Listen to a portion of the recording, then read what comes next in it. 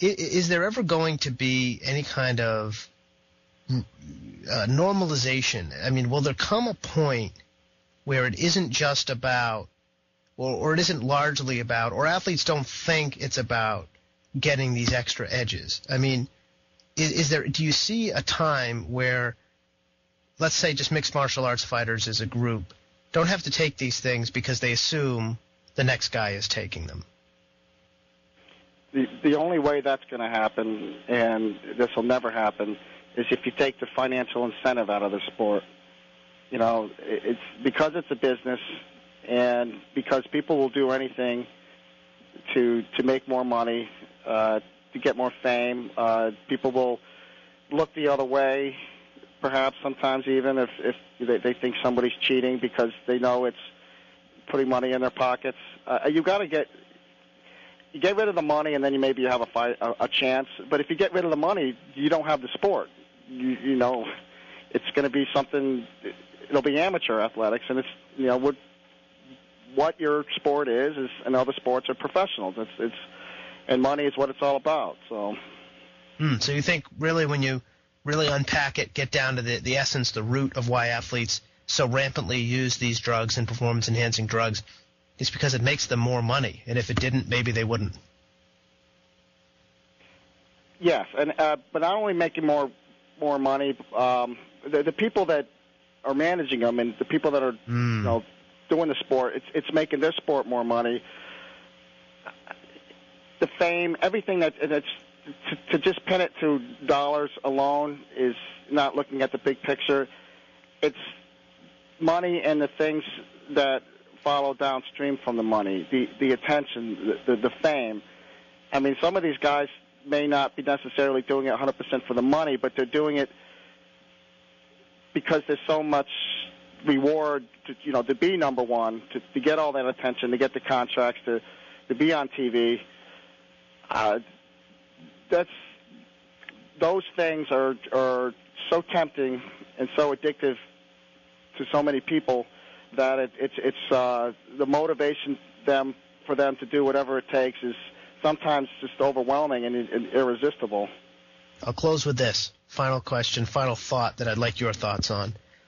Someone told me that, because mixed martial arts has become a very evolved sport, and it's become a lot more action-packed, and as I mentioned, it's become a lot more about endurance, a lot more about athleticism.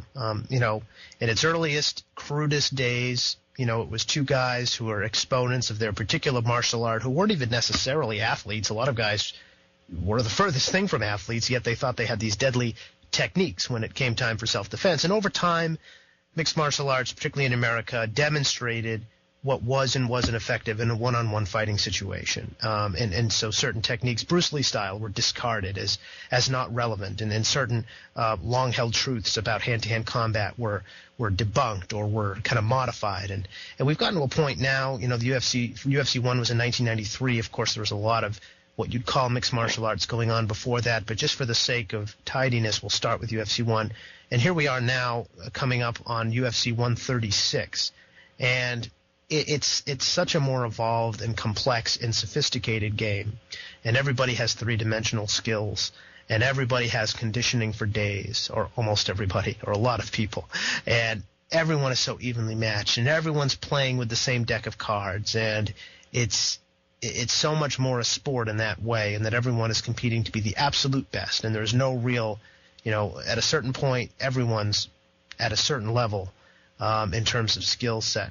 And I heard it put to me one time that, if the guys in mixed martial arts stopped using performance-enhancing drugs, if they stopped using the things that help them heal in between camp, if they stopped using the things that gave them incredible endurance and incredible ability to keep going, not only in the ring, but in camp, if they stopped taking the things that made them larger than life, that made them appear to be these hulking supermen maybe even, but the physical effects as well, the things that made them less physically dominant, that the fights, if that happened tomorrow, if everything was, taken off everybody's medicine cabinet and for some reason something happened and nobody was using it all tomorrow, this would be an incredibly boring sport where the action wouldn't be as dynamic, guys would be tired after a round and a half no matter how well they were prepared, and the sport wouldn't be spectator-friendly. It wouldn't be sellable. and the UFC wouldn't be able to make money. It wouldn't be worth watching.